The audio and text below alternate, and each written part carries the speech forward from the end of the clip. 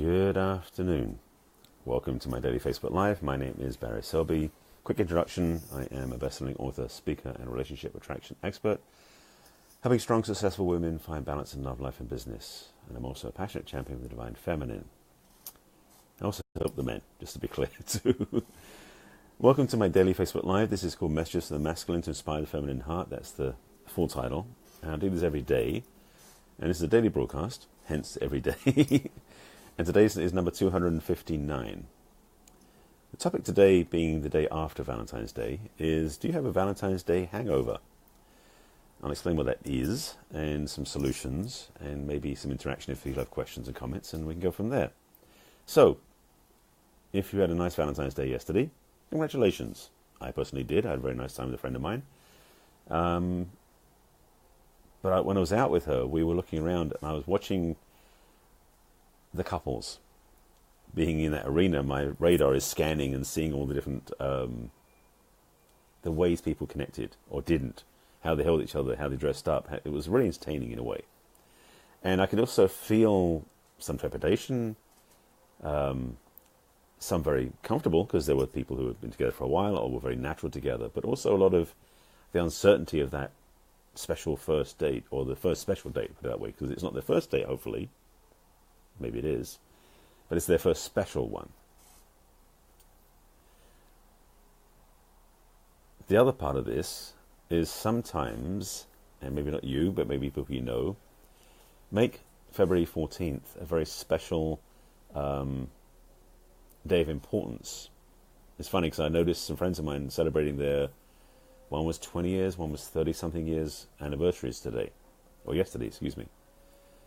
And so they got married basically on Valentine's Day. So there are people who get engaged on Valentine's Day. I'm just going to say it that way. Sometimes because of the hype of the day and not necessarily because they're ready for it yet. So for some of you out there, I'm not saying this might happen to you, by the way, just to be clear, but for some of you out there, maybe you did things, allowed things, said things, promised things, delivered things that you wouldn't otherwise have done. Maybe Valentine's Day put you in the mood for greater romance than you were ready for. Maybe you said yes to something you wouldn't otherwise said yes to at that time. I'm not saying it would never happen, but maybe you overdid it or over-expressed, let's put it that way, which is now creating as a post-Valentine's Day experience a hangover. Hence, Valentine's Day hangover. I think you get my point now. If you're in the land of regret, which maybe you are, and by the way, this teaching point that I think I'm coming through, because again, it's not my original thought, it's coming through me, might be relevant to other experiences you've had, not just Valentine's Day. So if this relates to one of your past experiences in other relationships, because I know it's going to relate to some of mine, the way they come through, it wasn't about Valentine's Day, but there was a certain level of hangover, regret, yikes experience after something was done that maybe you didn't wish you'd done. So let me talk to the post-experience hangover, as it were, the post-experience distress of like, oh, I shouldn't have done that type thing. There's no easy answer to this one, so let me be clear with that too. This is something that happens to people who, I'm using Valentine's Day as the model because it's the most hyped day which influences a lot of people's actions on the calendar. So as much as it can happen at Christmas too, or even Thanksgiving, Valentine's Day has a special overtone with Cupid and romance and everything else, that sometimes people make choices or do things that they regret the next day. Hence, hangover, as I mentioned. So what to do about that? It's kind of hard to back out once you've committed something on Valentine's Day. Or I should say, it's kind to back out and renege on a promise you made in a romantic setting or an experience. So again, this is not relevant just to Valentine's Day, but to other experiences you may have had. So what to do? What do you do about this? First thing is you've got to admit to yourself what you did. I mean, it's pure and simple because whatever happened then, you participated. Whatever happened in that moment, you are a contributor to what happened in some way, shape or form, even if it was by doing nothing. And by doing so, you have responsibility, which is to simply own up to it for yourself, not to anybody else yet, I'm not getting to that point yet, but to really get clear, it's like, I contributed to that, I helped it happen, I'm responsible. This is basically a whole thing on accountability I'm teaching now, which has nothing to do with this, but something else, but it'll fit. So let's go with it. Self-awareness first. Always self-awareness first. This is actually a teaching I did last week about how to do self-esteem and self-love. We're starting with self-awareness. But this is a different direction. I'm just watching this whole network of things, so that's why I'm stopping every so often to go, whoa, that's pretty cool. First thing, self-awareness, as I mentioned. So becoming aware to yourself that like either I said something or I didn't say something, or I did something or didn't do something and I regret it now, or I wish I had done it. That's the first thing. Second thing is to let yourself off the hook, because the things you probably are thinking about which you did that you wish you hadn't done, you have regret and judgment about. Doing so is like putting nails into a coffin you didn't plan on getting in the first place. So let yourself off the hook. Whether it's forgiveness, acceptance, self-love, there's different things you can do, and I can teach that stuff if you want to find out more about it. But it truly is a recognition that you made a mistake, and it's okay, because it's human. That happens. The next piece is the hard piece. That's communication. There's no easy way to bring this up, but the truth is, if you had an interaction with somebody else where you did something you wish you hadn't, like you went to bed with them, you proposed and gave an engagement ring, there's different scale and levels of that leap that you're now regretting that can be painful. So the communication will not say what you should say, but it's got to come from a very clear place. If you're in a place where you have regret and you want to back out of something, which is what I'm saying you might want to do, that you committed to or did on Valentine's Day, that now you're going, wish I hadn't done that. You need to communicate to the other person. You can't just shut down and pretend. That's called ghosting. Well, it's like ghosting's about. Or just becoming invisible. That's not appropriate. To be fully present and ownership, and if you want to be a mature adult about this, maybe you don't, but if you do want to do that, it requires communication to the other person. And speaking from the place of ownership, this is one of the keys, by the way, for everything in your life. When you speak to somebody else, especially if it's an upset, hurt feelings, or something else, it's come from ownership, meaning you speak from your own position, not throwing blame, judgment, upset on the other person. Now, the Dear John version of that is saying, it's not you, it's me. I don't mean it like that. What I really mean is saying, yesterday I got caught up in the emotion of the day. I love what was happening. I was so caught up in it. I think I may have overstepped my line and did something with you I regret.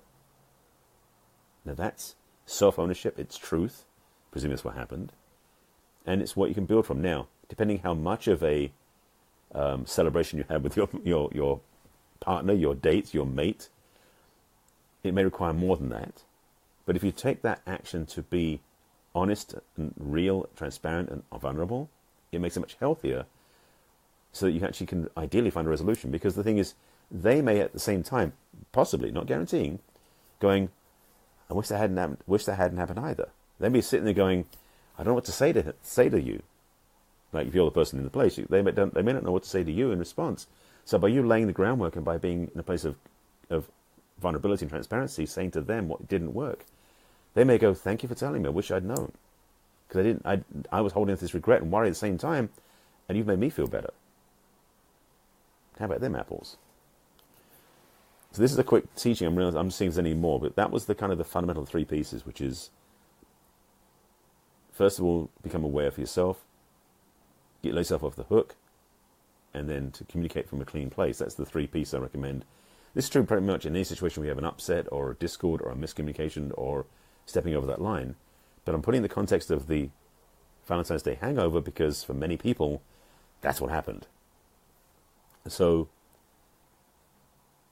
communicate, connect, and come to a place of understanding that can be collaborative.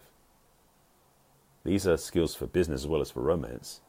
But if you bring that up in this context, it may find yourself be very healing and give yourself a lot of freedom because you've actually let yourself off the hook. I think there's anything else. That may be it. That was quick. Okay, I'm just checking. Okay, I'm checking to see how much, if I've given you all the content I can think of. This seems to be it. Because this is such a simple piece, but it's a vital piece. If you get this piece in your life and in your tool belt, it can change every relationship you have. So try that on for size. Is that it? I think that's it. Oh, one more thing. This was one more thing. If you are sitting in a place of regret from something happened on Valentine's Day, where it's somebody that you maybe just met, and it's a brand new experience, and you're like, oh shit, I wish I hadn't done that. Yes, I did say that. The same rules apply, and you can be less invested than if you were somebody you've been with for a long time, because this is a quickie in that context. So in that context, which is not what I talked about before, there's a less required impetus to have a solution. It's more about you owning your own space and taking care of yourself. And then you'll be okay, I think. Now, if you dated someone, if you went up with a narcissist, that's a different story, because you got to disengage very cleanly. That's a whole other conversation, not for this one. Yeah, leave it like that. If you have any questions, please reach out to me. And if you have any comments you want to put below, feel free to do so. I'll get to those after I sign off. If you haven't seen my broadcast before, this is my daily Facebook Live, number 259. Yes, 259, well, 240 something in a row. So they did weekly before that, but there's been a lot in daily. You can watch all of these on my business page on Facebook, which is barryselby.author. On my YouTube channel, which is Barry Selby. Playlist is Messages from the Masculine. On my website, which is barryselby.com, you can click on my video blog. At some point, I'm going to change it to my blog. I haven't done that yet. But this is my passion to serve and share and inspire this way. If you have any questions, please reach out to me, as I said. If you want help and you're stuck in this area of relationship or being single or any of that stuff, message me over social media or find me on my website and let me know and I can help you. And your homework. Yes, your homework. I have to give homework all the time. Besides what I said in the broadcast, your homework, as always, is self-love.